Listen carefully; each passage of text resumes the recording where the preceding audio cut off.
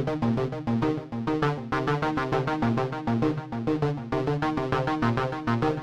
I've been consulting on crisis communication for a long time, and speaking about it in the context of social media.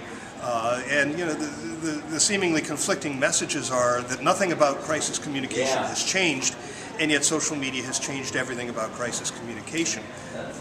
What I mean by that is that the fundamentals, the principles of crisis communication, to be honest, to be candid, to be fast, to be professional, to acknowledge the injured party, to understand that the public is risk averse, that the media are not your friend, things like this, these haven't changed.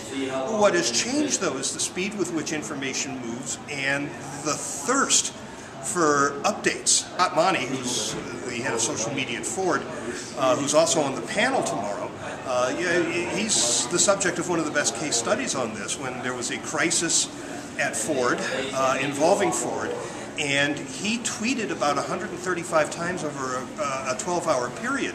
Now, it's not that there were 135 different news items to release, and this is where most organizations still find themselves when they're dealing with a crisis, is they're waiting for something momentous and significant to communicate that's worth putting out a release or making a statement.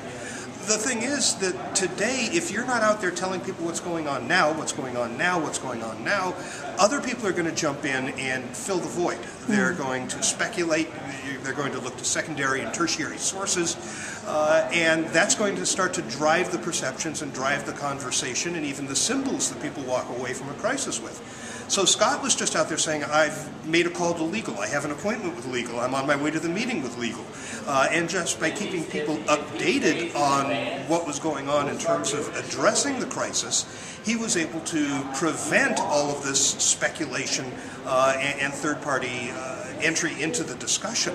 And this is what people need to understand, is that the news cycle is 140 characters long, and the very definition of news has changed. But all of that within the context of the fundamentals of crisis communication being exactly what they were 20, 30, 40 years ago.